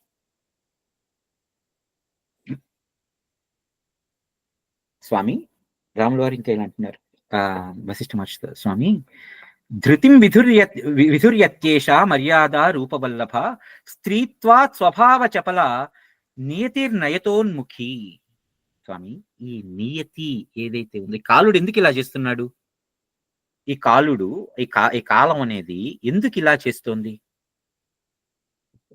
ఒక ఋతువులో పూలు పూయిస్తుంది, ఒక ఋతువులో పళ్ళు కాయిస్తుంది, ఒక ఋతువులో ఎండింప చేస్తుంది, ఆకులన్నీ రాలగొట్టేస్తుంది. ఎందుకు చేస్తుంది అంటే సమాధానం కేవలం ఒకటే, అది ఆ కాలుని యొక్క నియతి. అంతకు మించి ఇంకా సమాధానం ఏమీ ఉండదు. రాములు వారు అదే మాట్లాడారు. ఈ కాలం యొక్క నీతి ఇది.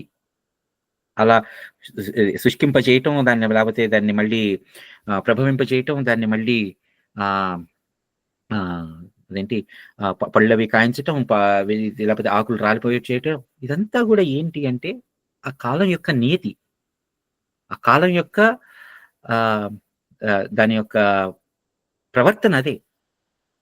దాని గురించి నేనెందుకు ఇంకా ఆలోచించాలి? దాని ప్రవర్తన అది అని తెలిసిపోయిన తర్వాత దాని గురించి ఎందుకు ఆలోచించాలి?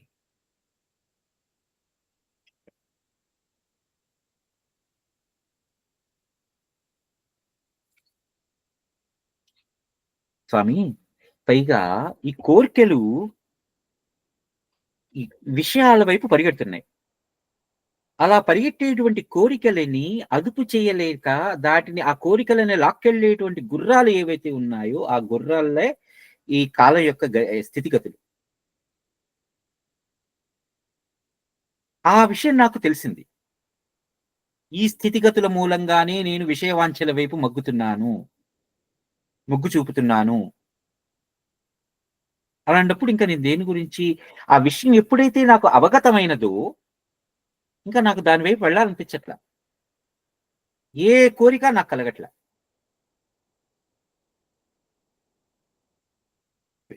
నా నా తోటి వాళ్ళతో ఆడుకోవాలనిపించట్లేదు. నా నా నా నా ఇంట్లో జరిగేటువంటి కార్యక్రమాల వైపు నా మనసు మళ్ళట్లేదు. దేని వైపు వెళ్ళట్ల. అందుకోసమని నేను ఒక రకమైనటువంటి అచేతనా స్థితిలోకి వెళ్ళిపోతున్నా. ముభావంగా, నిరాసక్తంగా ఉంటున్నా. కాబట్టి నాకు మీరు హ్మ్, నన్ను ఈ స్థితి నుంచి బయటపడటానికి కావలసినటువంటి జ్ఞానాన్ని నాకు మీరందించండి. నా పరిస్థితి ఇది. నేనిలా ఉన్నా. బేసిక్‌గా ఇప్పుడు మనకి ఎవరైనా ఏదైనా ఒక కష్టం కలిగిందనుకోండి మనకి. ఆ కష్టంలో మనలో మనం ముడుచుకుపోతాం. మనలో మనం బాధపడుతూ ఉంటాం. ఎవరైనా మన వాళ్ళు వచ్చి, "ఎందుకిలా ఉన్నావురా? ఎందుకిలా ఉన్నావు?" అని మనల్ని ఎవరైనా అడిగితే, మన యొక్క పరిస్థితిని మనం వర్ణించి చెప్పగలిగేటువంటి స్థితిలో ఉన్నామా? ఒక్కసారి ఆలోచించండి. నాకీ కష్టం వచ్చినందు మూలంగా నేను ఇంత బాధలో ఉన్నాను అని చెప్పగలిగేటువంటి స్థితిలో ఉన్నామా? ఎందుకంటే మన కష్టాన్ని కూడా మనం అవతల వాళ్ళకి విశదీకరించుకోలేకపోతే, ఇంకా దాన్ని మించిన కష్టం ఇంకోటుంటుందా? నా బాధ ఇది అని నేను అవతల వాళ్ళకి చెప్పుకోగలిగే స్థితిలో లేకపోతే, బాధ పడుతూనే ఉంటాం కానీ, ఆ బాధని వ్యక్తీకరించలేకపోతే, దానికి మించిన బాధ ఇంకోటుంటది. బాధ కన్నా గూడా దాన్ని అవతల వాడికి చెప్పుకోలేకపోతున్నానే అనేటువంటి, అవతల వాడికి చెప్పి సాయం కోరుకోలేకపోతున్నానే అనేటువంటి ఆ బాధ ఏదైతే ఉందో, ఇది యాక్చువల్ అసలు కష్టం కన్నా గూడా ఇది ఇంకా కష్టమైంది. రాముల వారు ఆ కష్టాన్ని గూడా దాటారు. నా బాధ ఇది. ఇందుకోసం నేను చేయలేకపోతున్నాను. నేను ఇంత వర్ణనలు చేసిన ఆయన, ఈ వశిష్ఠ మహర్షికి ఇంత స్పష్టంగా చెప్పగలిగారు కాబట్టి, వశిష్ఠ మహర్షి దారి చూపించారు. ఇప్పుడు మనకి హోమియోపతి డాక్టర్ దగ్గరికెళ్తే, మన హోమియోపతి డాక్టర్ గారు ఫస్ట్ అడిగేది నీ ప్రాబ్లమ్ ఏంట్రా నాన్న అంటారు. ఆ ప్రాబ్లమ్ మనం చెప్పుకోలేకపోయామనుకోండి, ఆయన మాత్రం ఏమందిస్తాడు? ఎందుకంటే, నీ కండిషన్స్ ఏంటి? నీక నీ నీ నీ నీ నీ ప్రస్తుతం ఉన్న శారీరకమైన రుగ్మతలేంటి? దాని యొక్క లక్షణాలు ఎటువంటివి ఫీల్ అవుతున్నావు నువ్వు?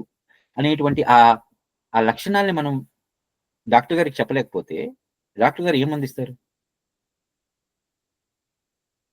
కదా! ఇక్కడ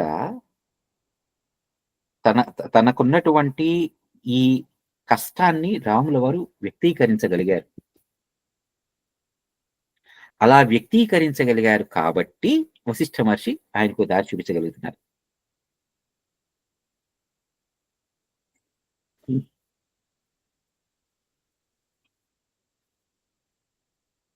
ఇంకా ఇంకా రాముల వారు ఇలా కూడా అంటున్నారు స్వామి, ఈ జనులు ధన దారాపుత్రాదులు మధుర రసాయనములని బాధపడుతున్నారు. ఈ జనులు ఎవరైతే ఉన్నారో వాళ్ళకి ఈ ధనము, దార అంటే భార్య, పుత్రులు, లేకపోతే కుటుంబం, బంధువులు, దాని ద్వారా వచ్చేటువంటి సంపాదనలు, ఆస్తులు, ఉపాస్తులు, ఇలా విషయాలు ఏవైతే ఉన్నాయో ఈ భౌతికపరమైనటువంటి విషయాల మూలంగా వచ్చేటువంటి ఆ అనుభూతులు ఏవైతే ఉన్నాయో వాటిని మధుర రసాయనాలు అంటే చాలా తీయనైనటువంటి పదార్థాలుగా భావిస్తున్నారు. కానీ ఈ సంపదలే కాలగమనంలో నీకు విషములైపోతాయి.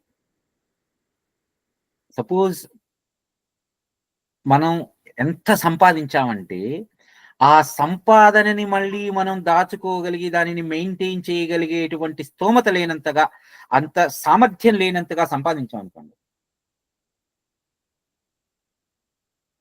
ఆ సామర్థ్యాన్ని మించిన సంపాదన ఏదైతే ఉందో అదే మనల్ని నాగుపామై కాటేస్తుంది, విషమై కాటేస్తుంది.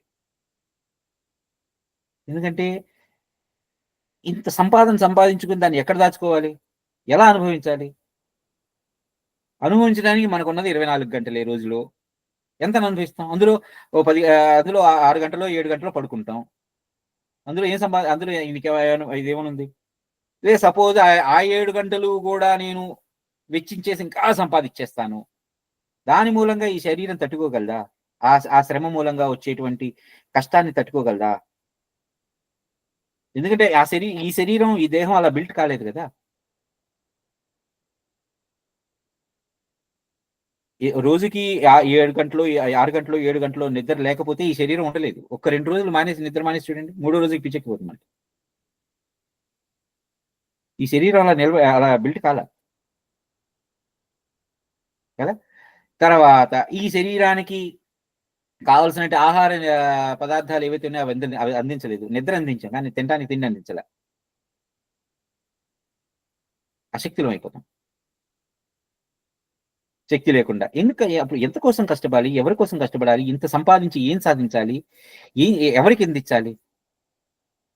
చివరికి పోతే ఖాళీ చేతులే కదా, ఖాళీ చేతులతో పోతాం.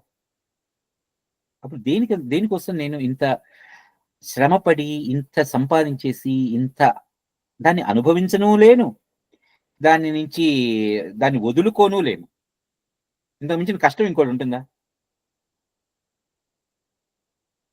అప్పుడు దేని గురించి వ్యథ చెందాలి?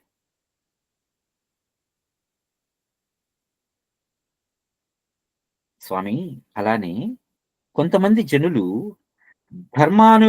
ధర్మానుపయోగములకు అర్థకామములందు కాలమును వెచ్చించిన అది నెమలి పింఛం వలె చంచలమైపోతుంది, కానీ అది మనస్సుని ఎట్లు సముదాయించగలుగుతుంది?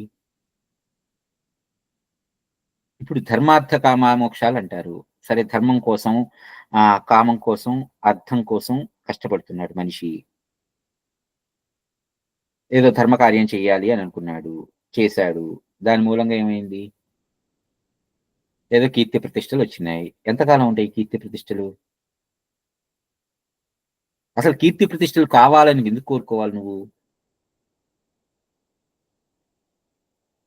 నాకు ఈ కీర్తి దక్కాలి, నాకు ఈ ప్రతిష్ట దక్కాలి, సమాజంలో 10 మంది నన్ను గౌరవించాలి, నేను 10 మందిలోకి వెళ్తే వాళ్ళందరూ నన్ను చూసి చప్పట్లు కొట్టాలి అనేటువంటి భావన నీలో ఎందుకు వచ్చింది? ఎవరిని చూసి చప్పట్లు కొట్టాలి అంటే నిన్ను నువ్వు వేరు చేసుకుని చూసుకుంటున్నావు. పైగా వేరే వాడు ఎవడో నాకు చప్పట్లు కొట్టాలి అని అనుకుంటే వాడికి నీకు ఒక అంతరాన్ని చూస్తున్నావు, ఒక తేడాన్ని చూస్తున్నావు.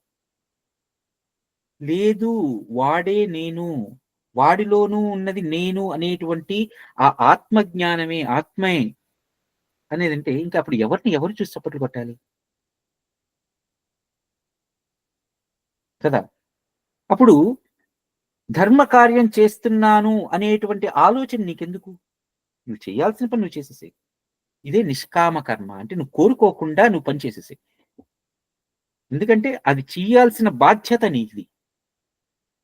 ఆ బాధ్యతను నిర్వర్తించాయి. అంతేగాని దాని నుంచి వచ్చేటువంటి ఫలితాలను గురించి నువ్వు ఆలోచించు. ఇదే బేసిక్ గా మనకి కర్మయోగంలో చెప్తారు భగవంతుడు. పని చెయ్యి గాని ఫలితం గురించి నువ్వు ఆలోచించద్దు అని. ఎందుకంటే నీకు అనవసరం అది. నువ్వు ఎవరి కోసం ఏం పని చేసావు, ఎవరి కోసం పని చేసావు?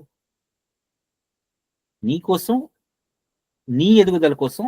అంటే నా అంటే నేను నన్ను నేను అవతలవాడిలో అని, అవతలవాడి ఎందుకంటే రిఫరెన్స్ కోసం చెప్తున్నాను, అక్కడున్నది కూడా నేనే అనేటువంటి ఆ ఆలోచన మనలో ఎప్పుడైతే స్థిరపడుతుందో, దానిని మనం రూఢిపరుచుకుంటామో, గట్టిగా దాన్ని మనం దృఢపరుచుకుంటామో, అప్పుడు ఇంకా నేను ఎవరి కోసం ఏం చేస్తున్నాను, ఆ పని ఆ సమయానికి అవ్వాలి, ఆ పని మాత్రమే చేస్తాను, దాని నుంచి ఎటువంటి కామాన్ని కోరుకోను, ఎటువంటి ఫలితాన్ని నేను ఆశించను అనేటువంటి భావన మనలో స్ఫురపడిపోతే స్థిత ప్రజ్ఞతకు మించింది ఇంకోటి ఉంటుంది.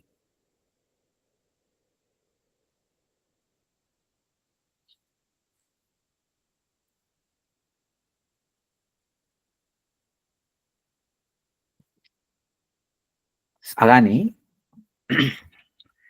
ఇది కొంచెం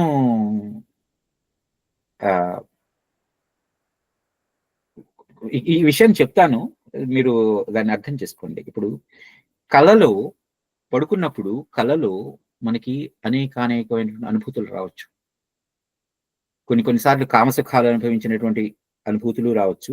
కొన్నిసార్లు భరించలేనటువంటి దుఃఖాలని, బాధలని అనుభవించినటువంటి కళలు కూడా రావచ్చు. ఆ కళలో వచ్చినటువంటి కష్ట సుఖాలని కూడా మనం నిద్ర లేచిన వెంటనే ఆ కళ తప్పిపోయి మనలో మళ్ళీ జాగృతమైనటువంటి వెంటనే, మస్తిష్కం జాగృతమైనటువంటి వెంటనే, జాగ్రత్తావస్థలోకి వచ్చిన వెంటనే ఆ కళకి సంబంధించిన అనుభూతులన్నీ కూడా ఎవరు అనుభవించారు?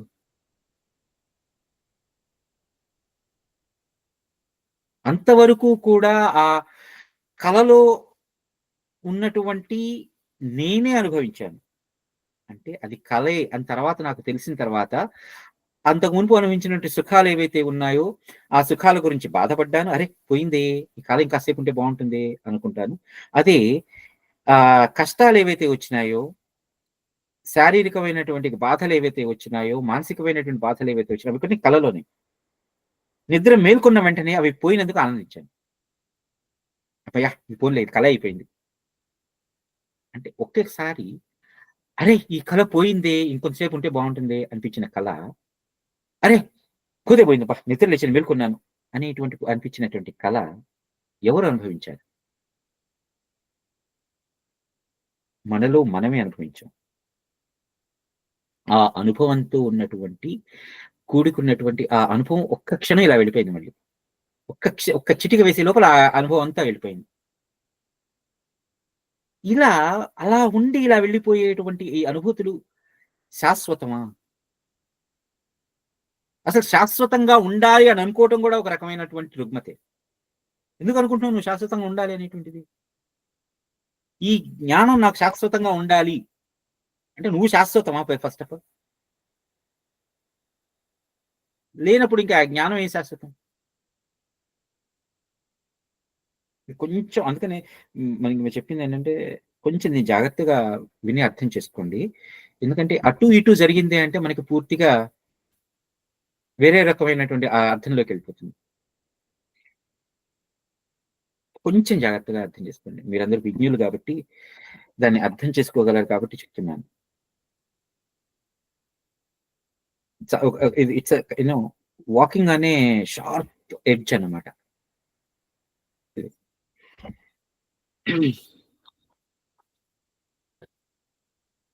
సో చివరిగా ఏం చెప్తున్నారంటే, సర్వభావావిరత విపర్యాస ప్రతిపాదన. అంటే ఇంకా ఇన్ని భావాలు, ఇన్ని అనుభూతులు, ఇన్ని ఏవైతే ఉన్నాయో ఇవన్నీ కూడా నిలకడ లేనటువంటివి, నిలబడనటువంటివి. అది ఆ అనుభూతులు ఏవైతే ఉన్నాయో ఆ అనుభూతులు కేవలం ఆ క్షణంలో మాత్రమే అనుభవించగలిగేటువంటివి తప్ప ఇంకోటి కాదు. అలాంటప్పుడు ఇంకా ఏ అనుభూతులని గురించి నేను ఆనందించాలి? ఏ అనుభూతులని గురించి నేను దుఃఖించాలి? ఇలా చెప్పిన తరువాత, స్వామి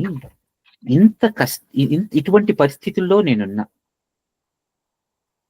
నా మనస్సు ఏ ఉద్యానవనాలలో తిరిగినా, ఏ స్త్రీలతో కూడినా, ఏ ధనాశతో ఉన్నా కూడా అవి నాకు ఆనందాన్ని ఇవ్వట్ల. నా మనస్సు శాంతిని కోరుకుంటోంది. ప్రశాంతంగా ఉండాలనుకుంటుంది. ఏం చేస్తే నాకు ఈ రకమైనటువంటి రంపపు కోత తగ్గుతుంది? ఇలా నాకు ఉపదేశాన్ని ఇవ్వండి. నన్ను ఉపదేశించండి. నాకు ఆ జ్ఞానాన్ని కలిగించండి అని చెప్పి రాముల వారు వశిష్ఠ మహర్షి యొక్క పాదాల మీద పడి కన్నీరు పెట్టుకుంది. వెంటనే అక్కడ ఉన్నటువంటి వశిష్ఠ మహర్షి ఏం చెప్పబోతున్నారా అన్న ఆ ఆలోచనతో విశ్వంలో ఉన్నటువంటి సర్వ జగజ్జాలంలో ఉన్నటువంటి సర్వ జీవకోటి మొత్తం కూడా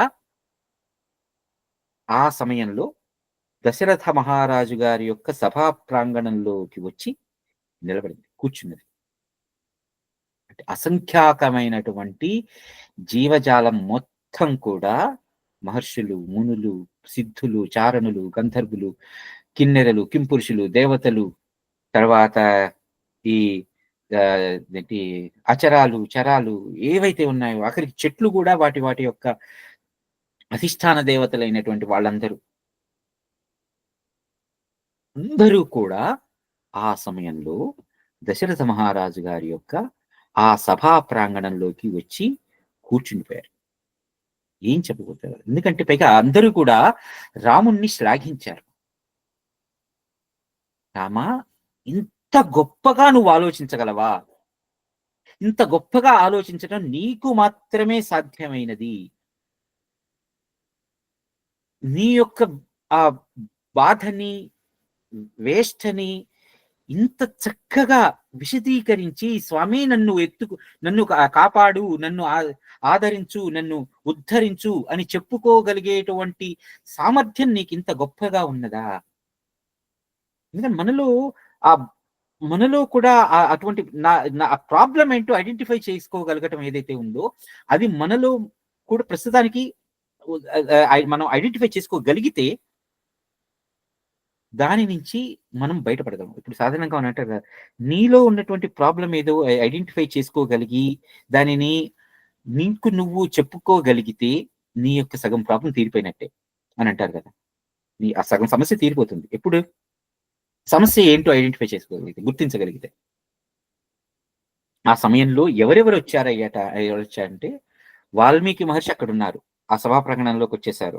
వశిష్ఠ, విశ్వామిత్రులను, దశరథ మహారాజు, రాముల వారు, ఈ నలుగురే కాక వాల్మీకి మహర్షి వచ్చారు, వ్యాసుల వారు వచ్చారు, శుకుల వారు వచ్చారు, తర్వాత వామదేవ మహర్షి వచ్చారు, జాబాలి మహర్షి వచ్చారు, తర్వాత చవనుల వారు వచ్చారు, దధీచి మహర్షి వచ్చారు. అందరూ కూడా ఇంతమంది మహర్షులు, ఇంతమంది దేవతాగణం, ఇంద్రుల వారు, వరుణుల వారు అందరూ కూడా అక్కడ ఆ సమయంలో వశిష్ఠ మహర్షి ఏం చెప్పబోతారా రాముల వారికి అని చెవులు రిక్కించి వినడానికి వచ్చి కూర్చున్నారు.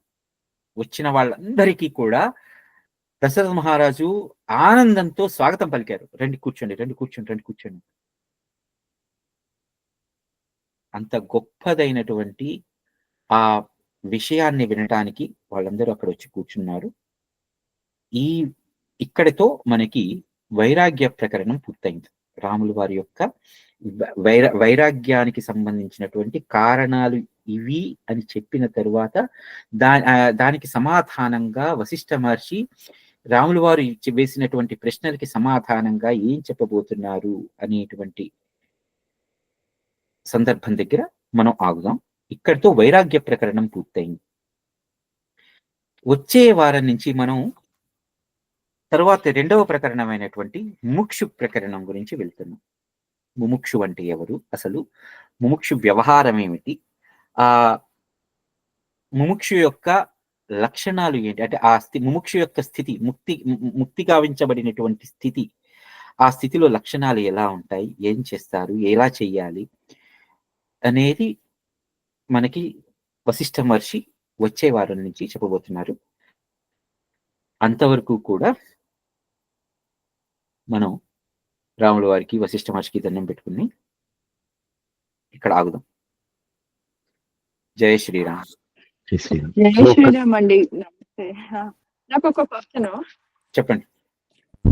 ఈ వైరాగ్యం నుంచి డైరెక్ట్ గా ఆయనకి నాకు క్వశ్చన్ నుంచి ముముక్షు గురించి ఎందుకు చెప్పాల్సి వచ్చింది అన్న రీజన్ ఉందా?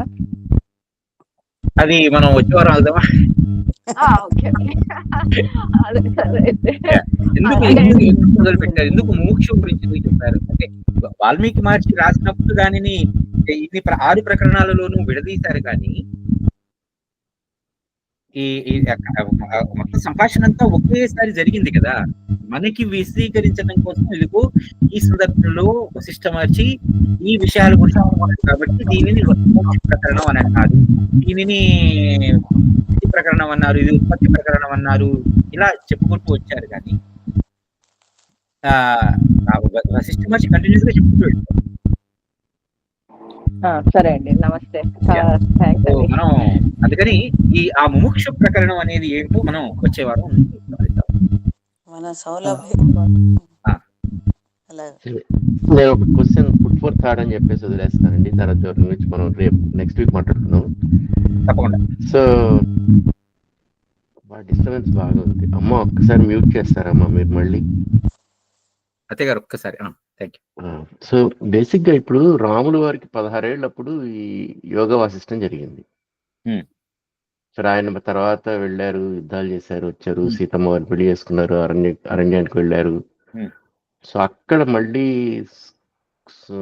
కిష్కింద కాండలోన సో ఆయన మళ్ళీ ఏమిటిది నేను ఇంత కిష్కిందకాండే కదండి, అయోధ్య కాండ నుంచి కూడా రాముల వారు ఏడుకుంటుంది.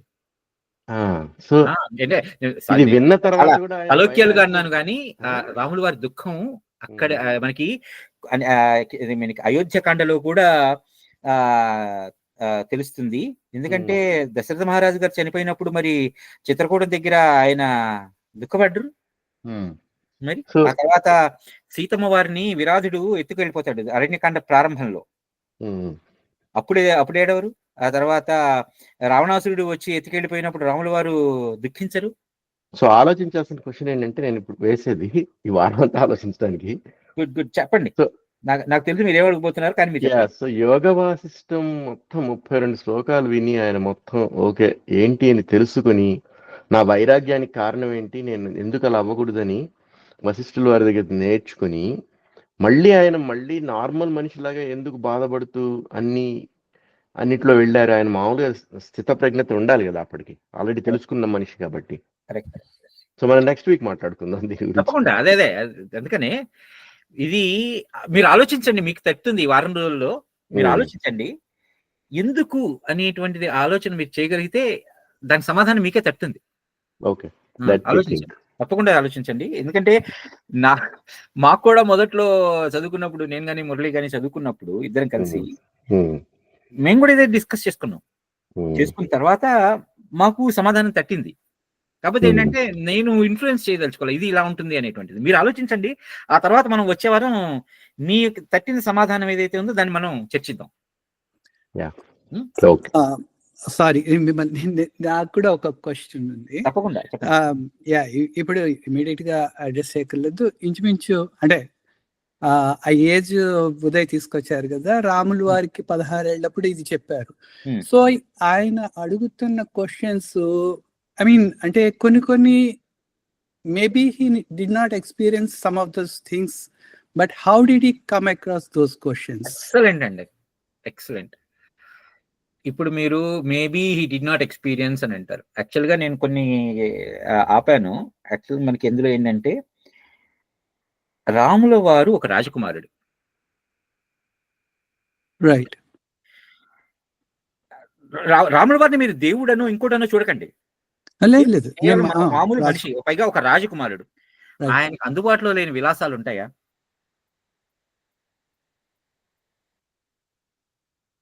మీరు ఆలోచించండి. రాముల వారికి అందుబాటులో లేని విలాసాలు ఉంటాయా? మదిరాపానం నుంచి, స్త్రీ సుఖం నుంచి అన్ని విలాసాలు ఆయనకు అందుబాటులో ఉన్నాయి. పైగా మనకి అదే దశరథుల వారు కానీ ఆయన దగ్గరికి వచ్చినటువంటి రాముల వారు ఎలా ఉన్నారో చూసి రమ్మని పంపించిన వార్తాహరుడు కానీ వాడు వచ్చి చెప్పినప్పుడు కానీ ఏమవుతుంది? ఆయన ఈ మదిర వైపు మళ్ళట్లేదు ఆయన మనస్సు. ఆ తర్వాత అందమైన స్త్రీలు కనిపిస్తే వాళ్ళ వైపు వెళ్ళట్లేదు ఆయన మనస్సు. ఆయన వైపు అలంకారాల వైపు వెళ్ళట్లేదు ఆయన మనస్సు. ఇన్ని చెప్తారు. ఎందుకోసం?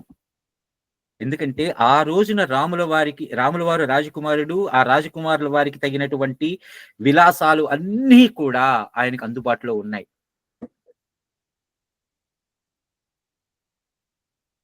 ఓకే. ఇంకొకటి యాక్చువల్గా నాకు కూడా అనిపించేది ఏంటంటే, ఇప్పుడు తన తండ్రి గారు 3 భార్యలను చేసుకున్నాడు. ఓకే. అనేకమైనటువంటి ఇతరత్ర సంబంధాలు దశరథ మహారాజు గారికి ఉన్నాయి. మీరు రామాయణం చదివితే మీకు తెలుస్తుంది. ఓకే. పట్టపురాళ్లే వీళ్ళు 3, మిగిలిన ఇంకా అనేక మంది రాళ్ళు ఉన్నారు దశరథ మహారాజు గారికి. కానీ రాముల వారు ఏకపత్ని వ్రతుడిగా ఎందుకున్నారు? ఎప్పుడైనా ఆలోచించారా? ఆయనకి ఇన్ని విలాసాలు, ఇన్ని భోగభాగ్యాలు, ఇన్ని అందుబాటులో ఉన్నా కూడా ఆయన ఏకపత్ని వ్రతుడిగానే ఉన్నారు. ఎందుకు? ఎలా ఉండగలిగారు? ఎప్పుడైనా నాకు ఒక రీజన్ తట్టింది. అప్పుడు అనుకున్నాను, ఓహో బహుశా ఇందుకేమైనా అయ్యుండొచ్చేమో అని. మీరు ఎప్పుడైనా ఆలోచించారా? రాముల వారు ఏకపత్ని వ్రతుడు 10 సార్లు మనం అంటాం. కానీ ఎందుకు రాముల వారిని ఏకపత్ని వ్రతుడు అని చెప్పి ఆయన పాదాలకి నమస్కారం పెట్టుకోవాలి మనం? అంటే ఆ రోజులలో ఏకపత్ని వ్రతం అనేది ఏదైతే ఉందో దానిని పాటించడం అనేది అంత ఆయనకు అందుబాటులో ఉన్న విషయాన్ని. ఇప్పుడు భీష్ముల వారు ఉన్నప్పుడు భీష్ముల వారు నేను పెళ్లి చేసుకోను, నా సంతానం కూడా రాజ్యానికి ఇది కాదు, సంతానం కూడా ఉండదు, నేను పెళ్ళే చేసుకోను, నేను రాజు పదవిని కాంక్షించను అని చెప్పిన తర్వాత అందరూ ఆయన్ని శ్లాఘించారు కదా, భీష్ముడని, ఆ దేవవ్రతుడిని. మరి రాముల వారిని కూడా మనం ఎందుకు అనుకుంటున్నాం అంటే ఆయనకు అందుబాటులో ఉన్న విషయాలని కూడా ఆయన కాదనుకుని పక్కకు వచ్చేసి ఆయన సీతమ్మ వారే నాకు కావాలి అనేటువంటి ఒక నిర్దిష్టమైనటువంటి జీవన ప్రమాణాన్ని గడిపారు కదా. ఎందుకు ఆలోచించాలి? నాకేమనిపించిందంటే ఒక రకంగా కౌసల్యాదేవి యొక్క అవస్థని చూశారు రాముల వారు. ఆవిడ అవడానికి పట్టప్రాణే, మొదటి భార్యే. కానీ దశరథ మహారాజు గారి చేత ఎంతో నిరాదరణకు గురైపడుతుంది. మనకి రాముల వారి అడవుల్లోకి వెళ్ళిపోయిన తర్వాత, అడవుల్లోకి వెళ్ళమని చెప్పినప్పుడు దశరథ మహారాజు గారు అంటే కైకేయి దగ్గర ఉన్నప్పుడు, కైకేయి దగ్గరికి రాముల వారి దగ్గరికి వచ్చినప్పుడు కైకేయి దేవి ఉంటుంది కదా, మీ నాన్నగారు నేను అడవులకు వెళ్ళమంటున్నారు, భరతుడిని రాజుని చేస్తారంటే తప్పకుండానమ్మా అని చెప్పి ఆయన కైకేయి దగ్గరికి కౌసల్యాదేవి దగ్గరికి వెళ్తారు. వెళ్ళినప్పుడు కౌసల్యాదేవిని ఆవిడకి చెప్తారు విషయం, అమ్మా ఇలా నాన్నగారు అంటున్నారు, నేను అడవులకు వెళ్ళమంటున్నారు, అందుకని ఒక 14 ఏళ్ల పాటు అడవులకు వెళ్ళొస్తాను అని చెప్తారు. చెప్తే ఆవిడ ఏడుస్తుంది. నువ్వు పుట్టిన తర్వాతనేరా మీ నాన్న నాకు వాల్యూ ఇచ్చింది, విలువనిచ్చింది, అంతవరకు కూడా మీ నాన్న ఏ ఒక్కరోజు కూడా నన్ను కనీసం మనిషిగా కూడా చూడలేదు, నువ్వు వచ్చావు కానుకే నన్ను ఆదరిస్తున్నారు, ఇప్పుడు నువ్వు వెళ్ళిపోతే నేను మళ్ళీ నిరాదరణకు గురైపోతాను, నా అవస్థ నేను ఎవరికీ చెప్పుకోలేను అని కౌసల్యాదేవి రాముడిని పట్టుకుని ఏడుస్తుంది.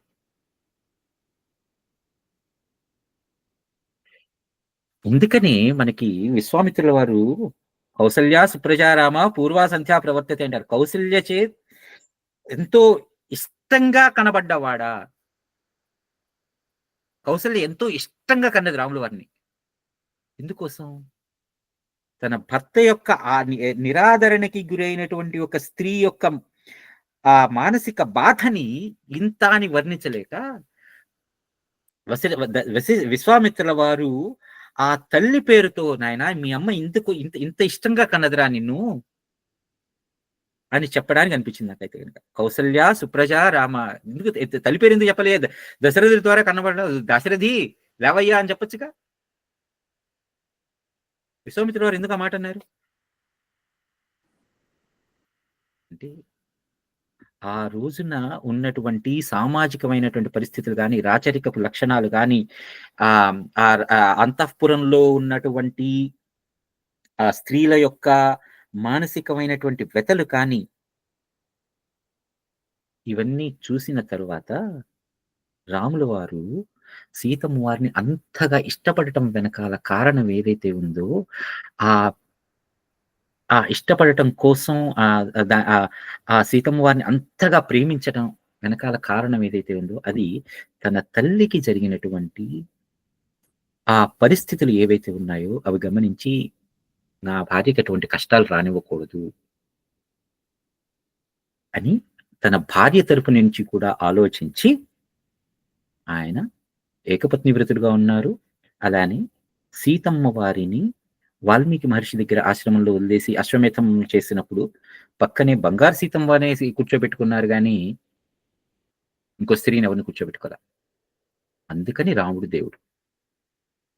ఎందుకంటే ఆ రోజున ఉన్నటువంటి పరిస్థితులు కానీ, ఆయనకు ఉన్నటువంటి విలాస వస్తువుల పట్ల ఆయనకు ఉన్నటువంటి ఇది కానీ, అందుబాటులో ఉన్న విషయాలు కానీ, అందుబాటుతనం అవన్నీ కానీ,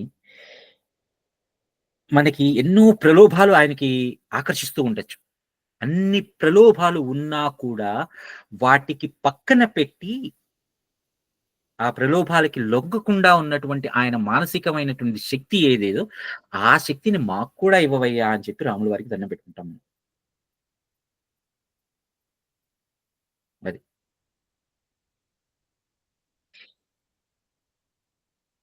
మీకు కూడా మీకు కూడా వేరే రకంగా అనిపించవచ్చు, కానీ నాకు అనిపించింది ఇదన్నమాట. రాముల వారికి ఎందుకు దండం పెట్టుకోవాలి అంటే, ఆ మానసికమైనటువంటి సమర్థత కోసం, కష్టం వచ్చినా నిలబడగలిగేటువంటి ఒక సమర్థత కోసం రాముల వారిని మనం ఆదర్శంగా తీసుకునేది ఎందుకోసం.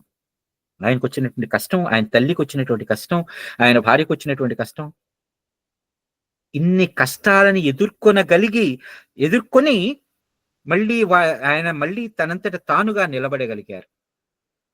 అందుకోసం మనం రాముల వారిని దండం పెట్టుకున్నాం. అందుకని రాముల వారు ఆదర్శప్రాయాలు. ఎందుకంటే ఇన్ని కష్టాలు వచ్చినా నిన్ను నువ్వు తట్టుకుని నిలబడగలిగేటువంటి ఆ సామర్థ్యాన్ని నీకు కలిగించటం కోసం మన ఆయన్ని ప్రార్థించేది అందుకోసం. స్వామి, ఇంత కష్టం వచ్చింది, నాకు ఆ కష్టాన్ని తట్టుకుని నిలబడగలిగిన సామర్థ్యాన్ని నాకు అందివ్వు అని మనం రాముల వారికి దండం పెట్టుకుంటాం. నేను అంటే ఏదో ఈ రామాయణం మామూలుగా హై లెవెల్ రామాయణం తప్పితే వాల్మీకి రామాయణం ఏం లేదు. అంటే I think if you really need to get the context some of these things, definitely you need to know.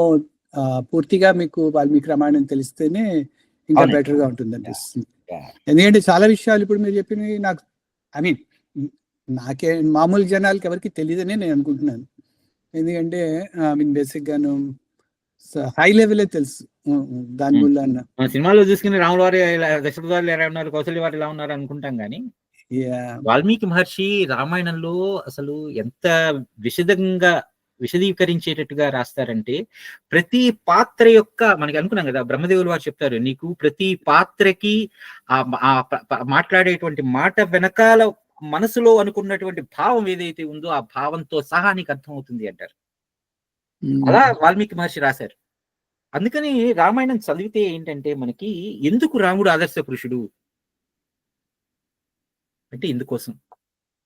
నీకు ఎన్ని ప్రలోభాలు ఉన్నా కూడా ఆ ప్రలోభాల నుంచి పక్కకి తొలగి వాటిని నాకు అక్కరలేదు అని చెప్పి వాటి ద్వారా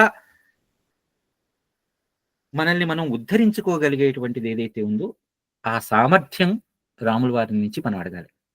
స్వామి మాకు కూడా అందుకని అడగటం అంటే ఏం లేదు, రాముల వారిని మనం చూసి రాముల వారి విషయాన్ని తెలుసుకుని ఓహో ఈయన ఇంత సామర్థ్యం ఉన్నాడు అని మనల్ని మనం ఆ విషయాల పట్ల రిఫరెన్స్ ఇచ్చుకోగలుగుతూ ఉంటే మనకు కూడా ఆ సామర్థ్యం వస్తుంది. రైట్, థ్యాంక్స్ అండి. ధన్యవాదాలండి. నెక్స్ట్ వచ్చే వారం కలుద్దాం ముముక్షు ప్రకరణంతో. థ్యాంక్స్ అండి. జై శ్రీరామ్ అండి. జై శ్రీరామ్. జై శ్రీరామ్.